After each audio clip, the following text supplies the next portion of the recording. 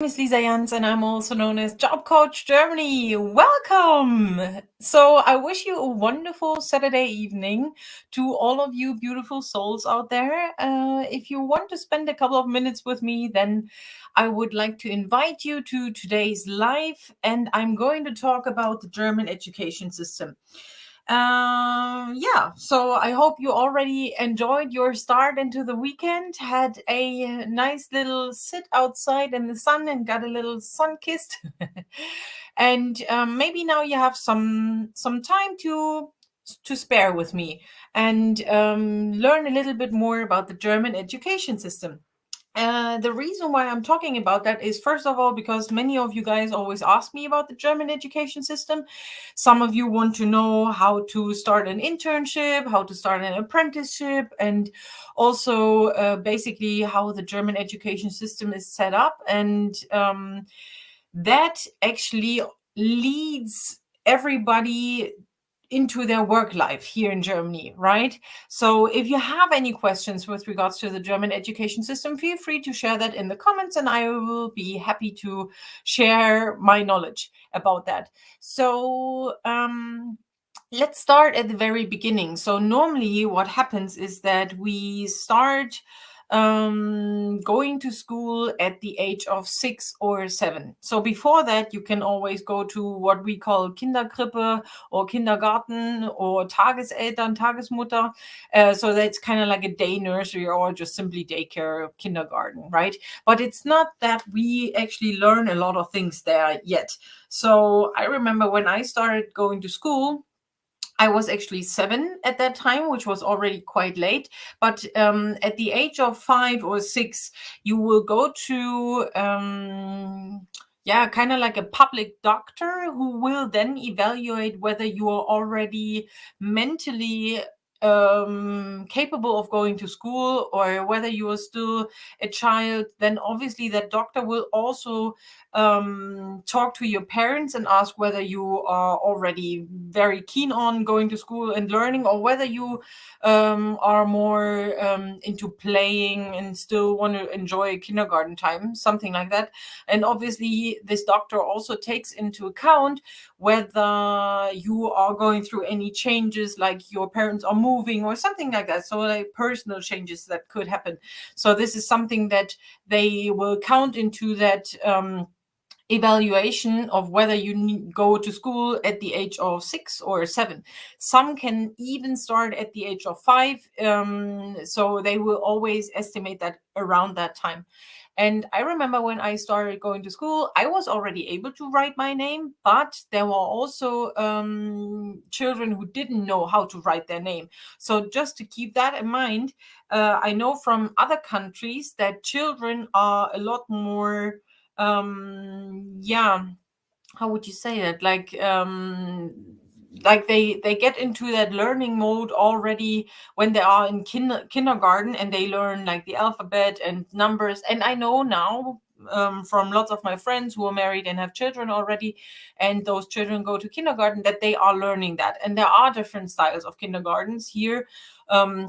I, for example, know here in my area in Magdeburg, there is a kindergarten where you can learn Spanish already in kindergarten, so something like that. So this is something that you might want to keep in mind if you're coming to Germany, work here, and want to send your your children to kindergarten, for example. And Benham is saying, Lisa, you're talking very suitable. So I assume the topic is good. Thank you. So then we are going to primary school between the age of 6 to 10, or basically 7 to 10. Yeah, so it's basically the primary school is for 4 years. And then after that is a huge decision to make. And that decision is basically made by the children, the parents, and also the teacher. So the teacher gives an evaluation of the child, whether this child is capable of going to an academic secondary school that will prepare you for university, or whether you're just simply going to a secondary school, like a general school.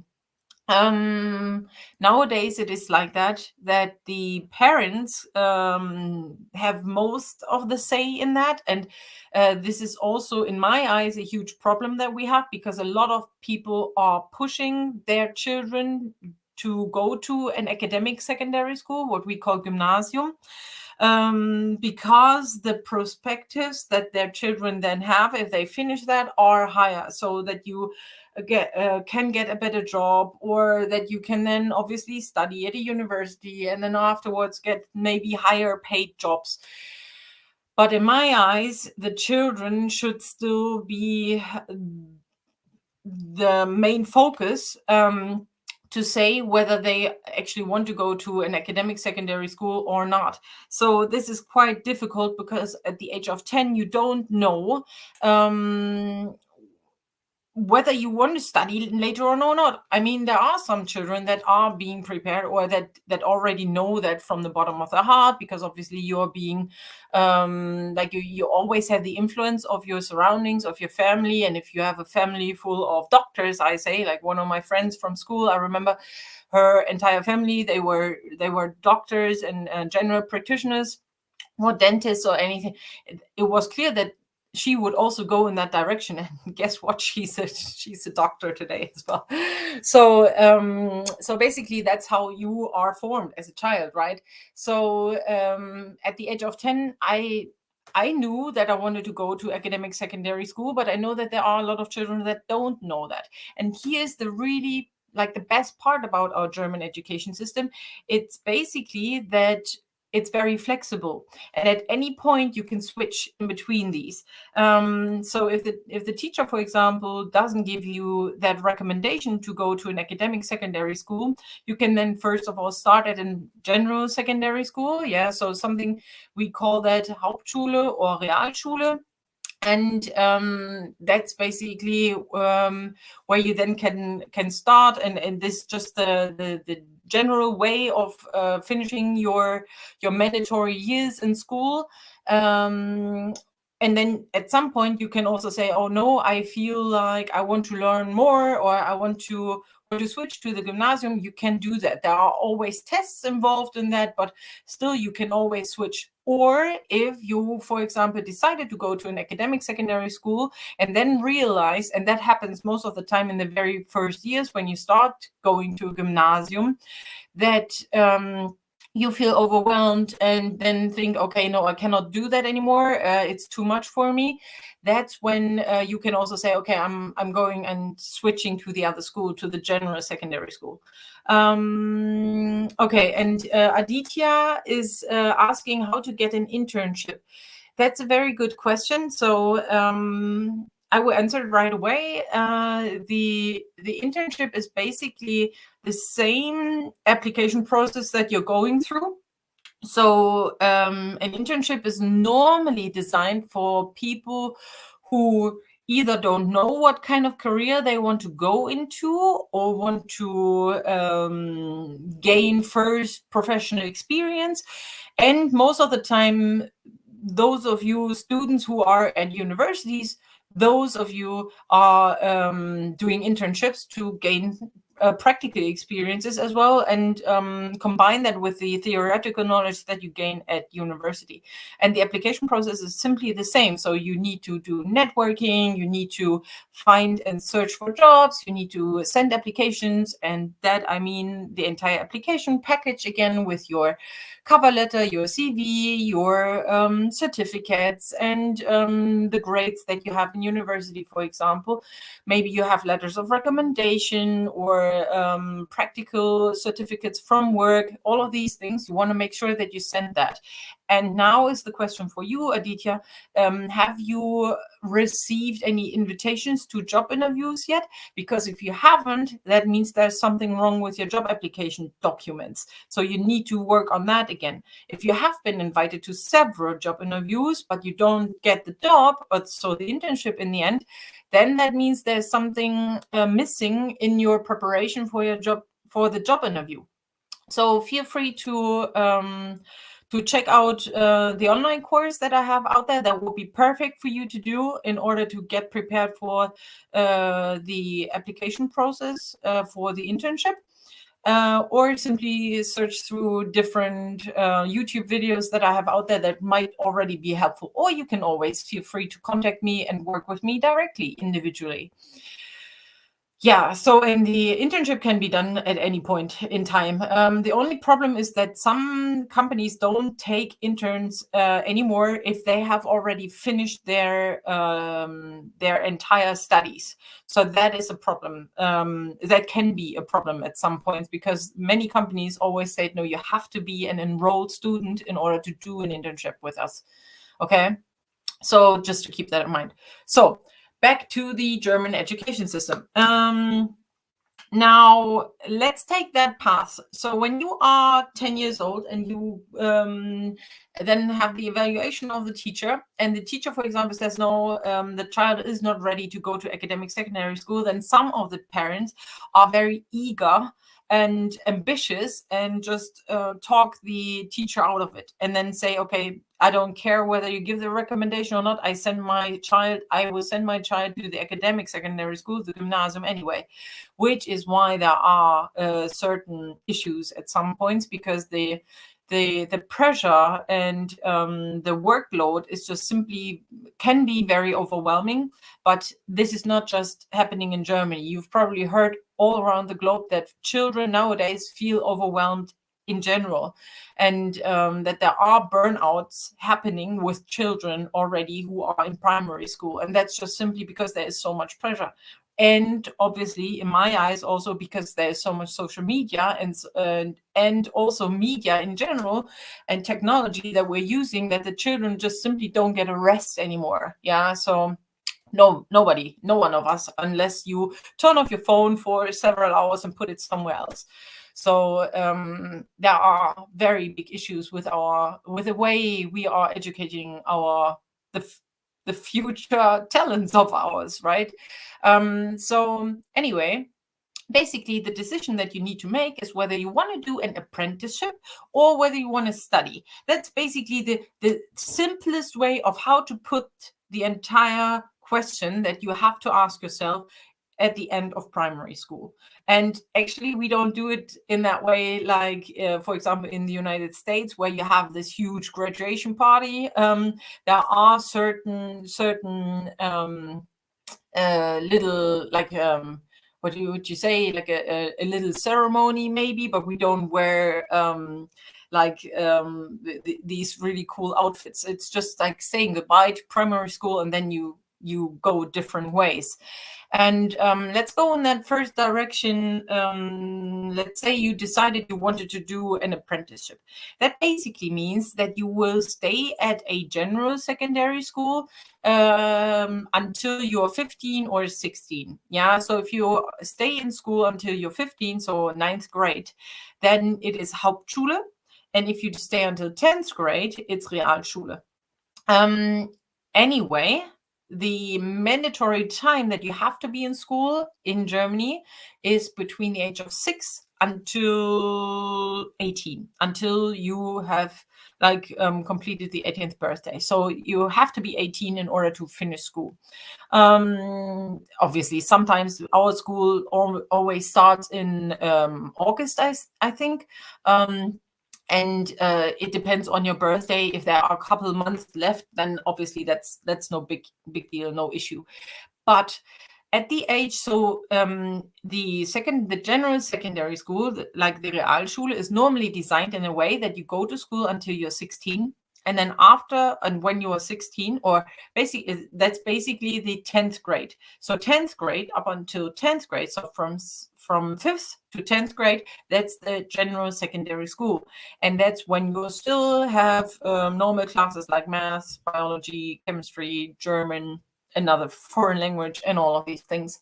And in 9th grade, you already start applying for apprenticeships. So the career path that you are then about to start the year after. Okay, so you need to be very prepared for that already. And then you can, there are different paths that you can go. And actually, that is the way that Germany is lacking a lot. Yeah, so back in the day, we had just a very few, like a very small amount of people who would go to universities and be like from an academic background in that field. and a lot of technical staff that would have learned their knowledge or gained their knowledge and learned their practical experience on the job through apprenticeships. But nowadays, and this has already happened while I was still in school, and that's quite some time ago, that this has shifted. So at first it was 50-50, and now it's more people that want to go to university compared to those who want to do an apprenticeship.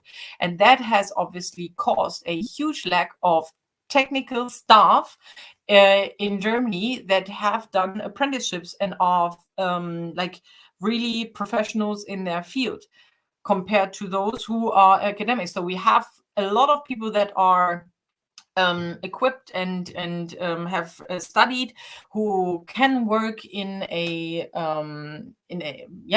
management positions, or like in a higher position as well, to be a team lead or something like that. But actually those people who know how to do their jobs very well and for example don't want to lead a team or something like that, those people are the ones that we are actually lacking. And that's what the huge this lack of skilled staff is coming from. Now, when you, for example, decide to do an apprenticeship as a baker, let's put it that way. So apprenticeships are very, very vast. We have a very, very great dual apprenticeship education system. Let's put it in that way. So in Germany, we call it duale Berufsausbildung. So, and dual, it's dual, so by, or like in two ways, dual, because you go and learn your theoretical skills at school, like a vocational school or a technical college, and the practical skills at your job in your apprenticeship. Okay, so and that's why it's kind of like a two-way education that you get until you're 18. Yeah, and until, so normally this apprenticeship lasts for 3 years, but sometimes it can be only 2.5, depending on your previous knowledge, and also how quickly you are with learning and developing those skills that you need in order to do that job. Now, there are specific rules and guidelines that are being designed from the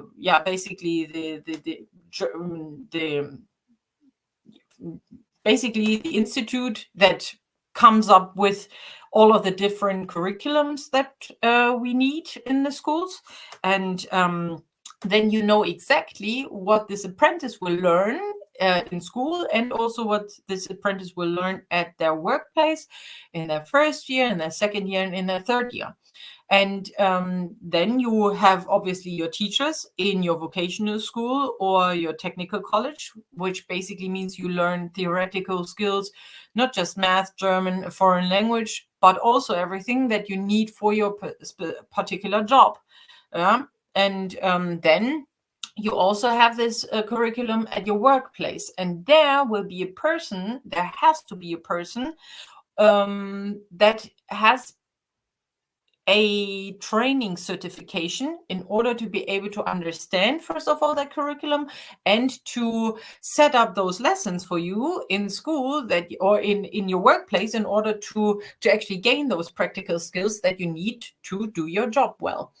And if that particular company doesn't have that trainer in their company, they will have an external person that will guide you through that process. Sometimes there are other institutes involved in this entire thing.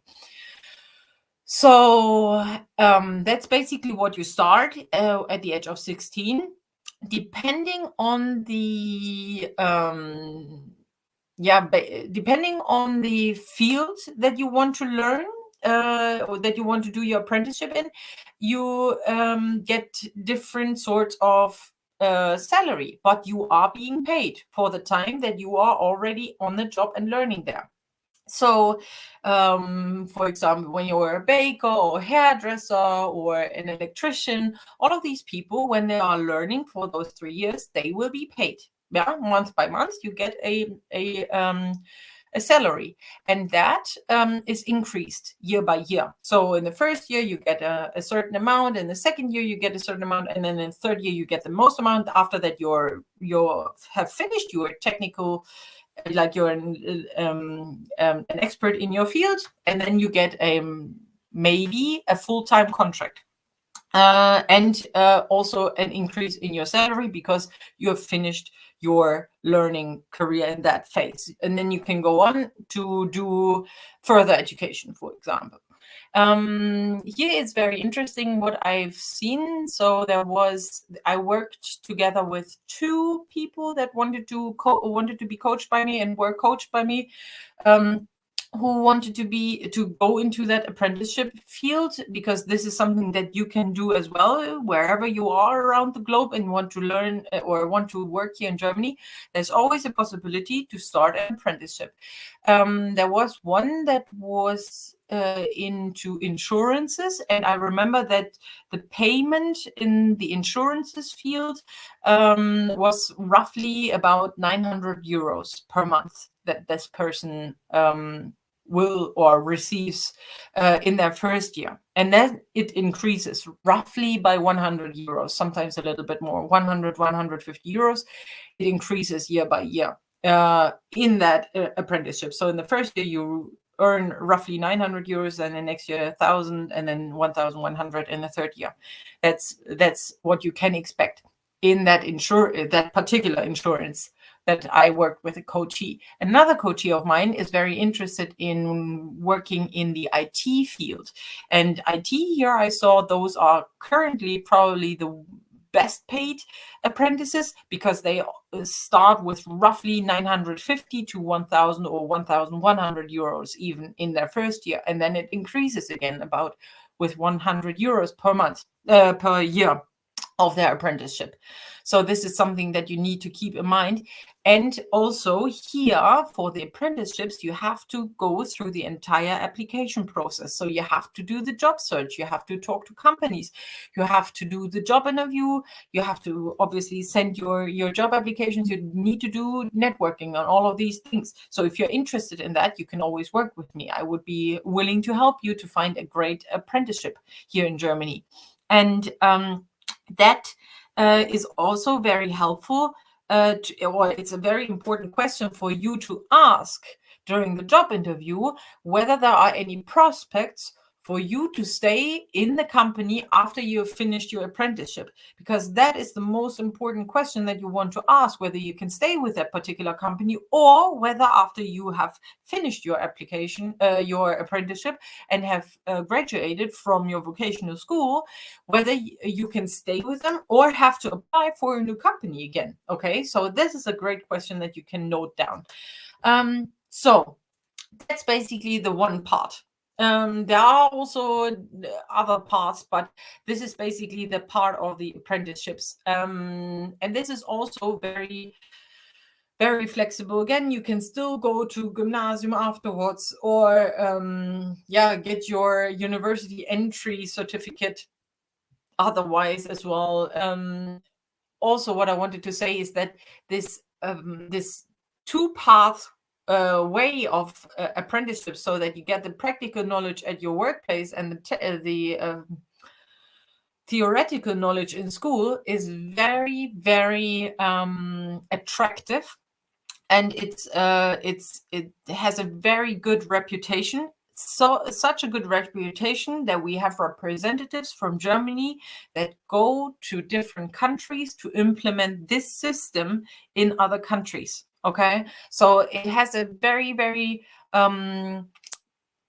just a great outlook for those people who are actually doing this. Okay, and it strengthens the economy of the country, which is why countries want our representatives to teach them, like do train the trainer teaching, train the trainer courses, to basically set up this duale Berufsausbildung, this dual system of apprenticeship in other countries. So I think that's really, really interesting and really cool that we are kind of like like an idol, or kind of like a country that you can look up to. I know that we are very privileged here in Germany, and I know that a lot of people don't know that. Actually, this duale Berufsausbildung is very, very attractive in other countries as well. So now let's go a step back. That we are in primary school, 10 years old, and we decide to go to the academic secondary school. That basically is the Gymnasium, what we call Gymnasium in German. And here we are until 12th grade. So when we're 17 or 18, we will leave school and probably apply for university. That's normally what we can do, because at the end we have, so when we graduate from academic secondary school, from the Gymnasium, we have the Abitur, or Allgemeine Hochschulreife. Yeah, there are also other schools that do parts of that, or that have specific specific fields that they're focusing on, like business or also sports. All of these things are possible. But just let's say in general, the academic secondary school is designed for you to go to university. Some people also decide to do the gymnasium and also graduate from the gymnasium and then do an apprenticeship for 3 years. That is possible and very likely as well for some people. But actually, it is designed in a way that you go to university afterwards. And what happens here, you don't have any practical experience yet, unless you're doing summer jobs, or you do like a side job at some point, or you can do like an internship for a week. And I know that the school is also encouraging students to do that. Yeah, so I think in 10th grade, 9th or 10th grade, you're doing also like a week or 2-week internship as well somewhere. And I remember I did mine at a hospital, because back then I think I was 16 at that point, and I wanted to be a doctor. After that internship, I didn't want to be a doctor anymore. So that was really, really good for me to do that internship, because then I knew, okay, that's definitely not my path. Okay, but when you're then graduating, you basically only have your theoretical skills. And what is always said is that you have the biggest amount of general knowledge when you leave the gymnasium. And then afterwards is when you are starting to shape your career. And that's when you go to university. And there are two different ways, or two different university styles that we differentiate. So we have general universities, or we also have universities of applied sciences. So the general universities are normally those that have a very good reputation as well. And here you actually only learn the theoretical stuff, like the theoretical base for your bachelor's of science, bachelor of arts, bachelor of education, bachelor of engineering, whatever you are doing. That's what you learn there. And you can also do a master's degree, and you can do a PhD, and whatever you else want to do at the university. And here, some of the bachelors and masters also have an option of doing an internship, but you don't have to do that. Oh, Doris is here. Hi, Doris. Happy Saturday night. Great to see you. And then but it's basically the universities don't force you to do an internship. Yeah, but the professors will always tell you, oh yeah, it's very important for you to do internships, because this is how you will get a feeling of whether this is the right path for you, whether that's the right career. And it will help you to enter the work market, to enter the labor market. Okay. And then on the other hand, we have the universities of applied sciences, and those are the ones that, in my eyes, like looking back now, I would probably have switched and not gone to a just general university, but to a university of applied sciences, because here in those bachelor degrees, they are really focusing on their students going to do, and that they are doing internships. So I remember that I had a couple of colleagues later on when I started working who told me about their experiences at universities of applied sciences. It's in that way that I think in their second or third semester they already have to do an internship, and then also in their seventh semester they have to do another internship for several months, and so it's mandatory for them to do internships. And it's very, very close to the business world, yeah, basically, because those universities of applied sciences, they are really interconnected with companies.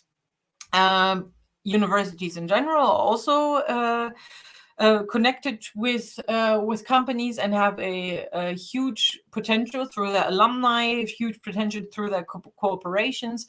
But it's basically, when you go to a university, you're focusing on your studies. When you are at a University of Applied Sciences, you're focusing on your studies, and you also have the commitment to go and do internships. Whereas at the university, you don't have to do the internships. The professors will tell you that it's a good idea to do internships, but you don't have to do that in order to get your degree. You don't have to do that to get your degree at the university. At the University of Applied Sciences, however, you have to do internships in order to receive your degree. Yeah, and that's basically how the German education system is set up. Now, one more thing that is very important for you guys to understand, which is always really difficult sometimes for people to understand that are thinking of coming to Germany and working and living here, that we have a very tight career path, actually. So if we decide to do an apprenticeship as a baker, for example, then you will probably stick to your baking career. You can do like what we call you can do several seminars and workshops and other further training on the jobs in order to be, for example, like the chef, the head baker or something like that, yeah, like a Meister. That's what you can do, and this also includes several years of working again and also learning more theoretical stuff. But you will probably stick to your baking career. The same happens if you go to university, for example. If you are studying to be a teacher, then you will obviously stick with your teaching career. So you will learn something in your bachelor's, you will learn something in your master's that will be related to pedagogy, to education, and also the subjects that you will be teaching. The same is normally happening when you want to work in management economics or something like that.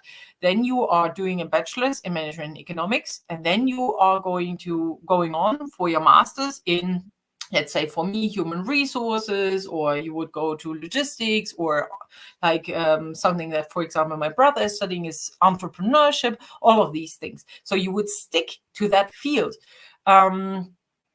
Sometimes you can make adjustments. So that is something that I, for example, I've done that. So for my bachelor's, I've done a Bachelor of Science in Management and Economics. That's basically my base of knowledge. And then afterwards, I decided, okay, I wanted to do more with human resources. And what is needed for human resources is basically talent management and training and how to do workshops at work. So I then went to international vocational education. That was one of my masters, so Masters of Science that I did in Germany. And then I went on to England and did another master's in education, just in general. And this is something how I can basically use my knowledge to work in companies, to as a people and culture manager, for example, to support their staff, to increase their knowledge, to find out what are the skills needs in that particular company, and how can we increase the skills and just simply make the life easier of the workers. But for example, when I was working in England, I remember that I was working in a purchasing department at that time. And in the purchasing department, there were people that told me that they had studied history in their bachelor's. And that is something that was really odd. So that was something that I didn't know that was possible, because in Germany, I wouldn't be able to work in the purchasing department if I hadn't studied management and economics or something similar along that line.